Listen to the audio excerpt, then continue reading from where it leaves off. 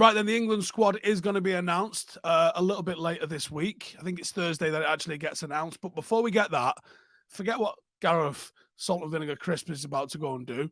What are we going to go and do? Because we're the real football brains behind this operation, aren't we? So I want to know what Joel's 11 and formation would be, because I'm not going to ask you lot to pick already salty crisp formation over here and try and play on the back foot. I want to know how you would play with your England team and what your starting 11 would be if you was in charge first game of the World Cup, which is like next week, innit? So I'm going with a back four because that's the way all of these lads are playing at the club pretty much, and they're being successful doing it, and they're going deep in the Champions League. You've got a team full of technical players that's asking, begging to go and play on the front foot. And what wins tournaments? Getting after it, innit, right? For me, Gareth Southgate actually captured a little bit of the imagination of the nation. That first tournament, he had the waistcoat going on, people were singing Sweet Caroline, and then it went west after that because he didn't progress. You got to see some progression. You can't just be doing the same old boring shit. Roy Keane will tell you, right? Pope in net, because he's better than Pickford, right? Pickford's in great form this year, but I'm going with Pope. Back four, Trippier and Luke Shaw. Stones and Tomori. We're playing out from the back. We're playing a high line. We've got lads that can get back and cover. Yeah, we're going to play right on the halfway line and get in there. And then this is where the thing's going to get won. The engine room. Rice, Bellingham, Maddison. That is the best free England can play on any metric that you want to give it, yeah? Keep Dyer and Henderson and Maguire right out of this. They can go on holiday. They can go and enjoy themselves, do a bit of early Christmas shopping. They're not coming anywhere near this team. Forward lineup, Saka, bit of work rate, bit of cover, also dropping at fullback if needed, if you're getting overrun a little bit. Marcus Rashford, because he's one of the ones that's going to run in behind, and it's got to be Harry Kane up front. But you've got to take Toney. I think he's the little secret weapon. If you need a goal, someone that you can get up to, that's what you got to take. Well, that's my starting 11. So what? You would start Marcus Rashford ahead of Sterling? Wait. Did I start, Joel? Wait, so there's no Foden in your team? Foden's definitely in the squad, but he wants it to feet too much for me. And I think he's a brilliant player, but I'm trying to go with something different. Most teams are going to try playing out from the back. Most teams are going to have a high line. Let's get him behind it. I don't know about your team, Steve, you know. Like, unrealistic. It's an unrealistic team. It's a team that will never see Gareth Southgate play, just for that, just to measure it like that anyway. Yeah. I'm not saying it's a bad team. Maddison is the one for me. When I watched him again closely the weekend, Maddison, his technique, his awareness of people around him, his awareness of space, his output, other than Harry Kane, he's got the most goal involvements of any English player right about now. I think in 2021, since August 21, I think it is. Where he's been, I think at the beginning of the year, whatever it is, he's the number. He's number one or number two after Harry Kane. He's on fire. Confidence. That has to count for something going into a tournament.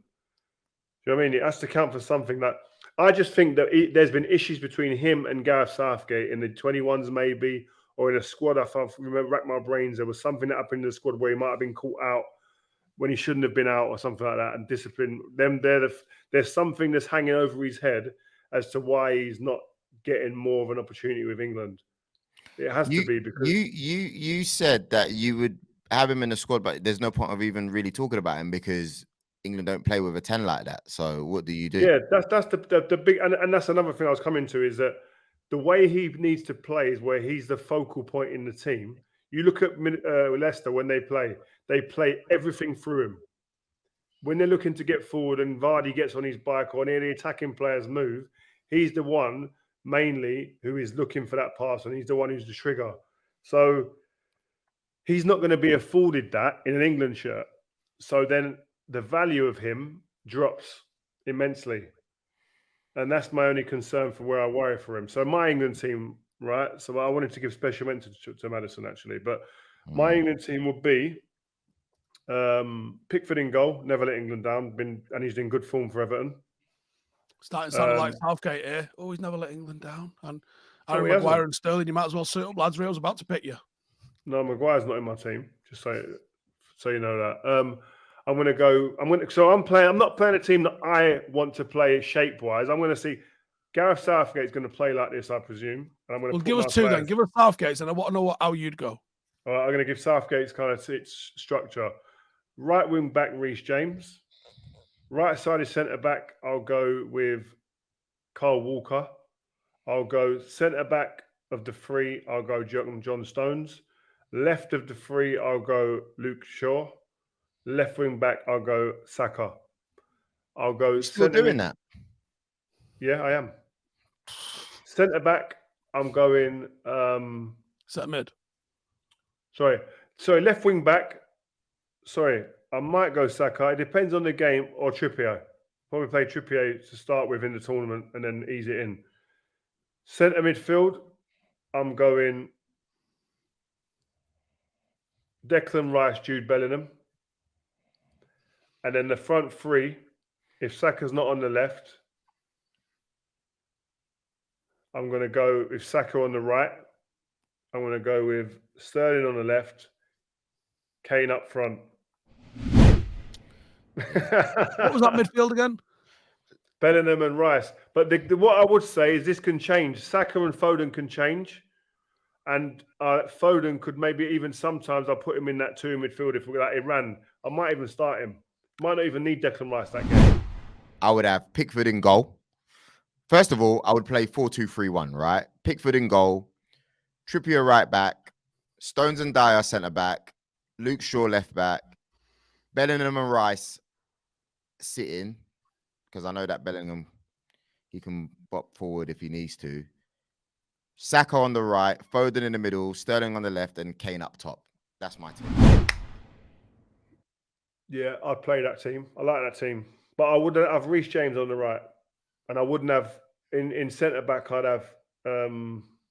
But we don't know about Reece. I think that's the only problem. Go on, Rio. Give us how Rio sets his team up rather than how Southgate sets his team up. Go on then, Rio.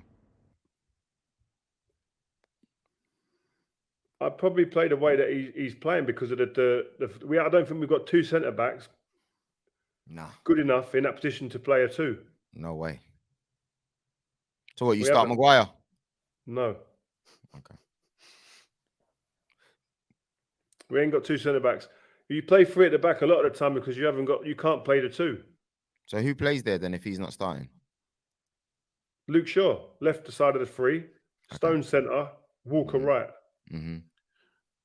No love for Tomori, no love for Smalling, no love for Mark Gay, as we've just said, doing bits with Palace. Smalling has to be one of the most gutted fellas about. I mean, what about Joe Gomez? Why can't Joe Gomez play there? No, he's not in form, man. He's in and out of form. He's has one good game, one bad game, one good game, one bad game. Meanwhile, Sterling's on the plane. Don't worry about that.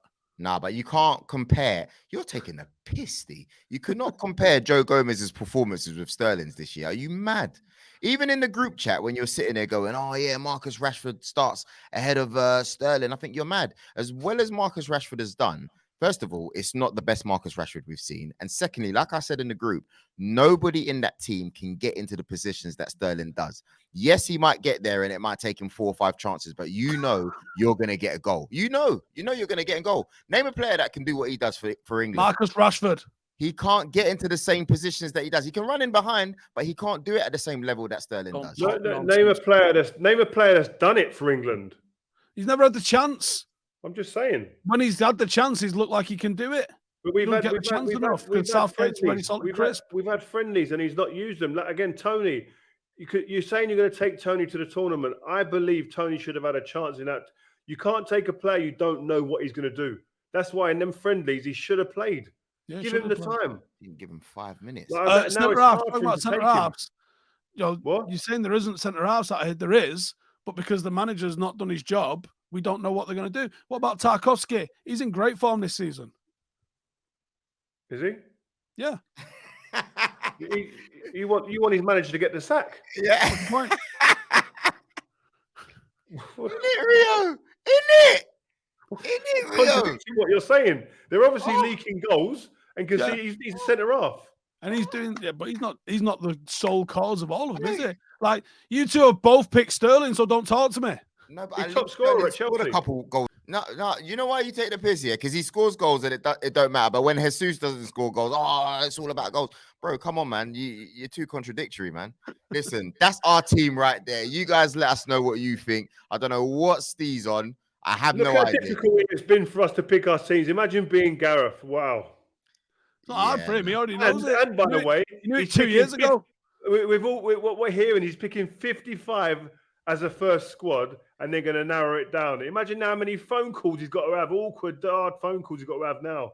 Rio, Danny Welbeck. You mentioned him in the group. That was before the new manager come at Brighton, where he's sub now.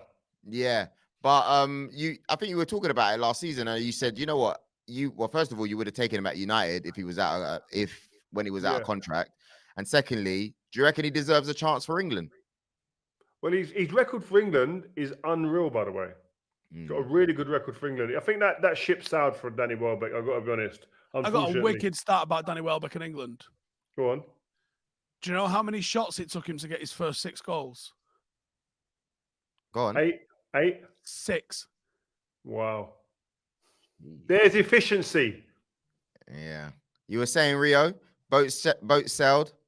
Yeah, maybe that ship sailed for him, man. Maybe that his age and whatnot. But and there's other strikers now that are playing as well. He's not playing regularly right now as well, which probably has gone against him. If he'd carried on that form that he started the season with, and the manager had obviously stayed the same, we could be having a different conversation now. Yeah. You know what? You're right. Guys, let us know what you think in the comments. Do you agree with my team, Rio's team, or Steve's shambolic team? We're really interested to hear. Keep on watching and make sure you stay tuned during our World Cup journey. Joel Beya, Rio Ferdinand, Stephen Howson signing out. Peace.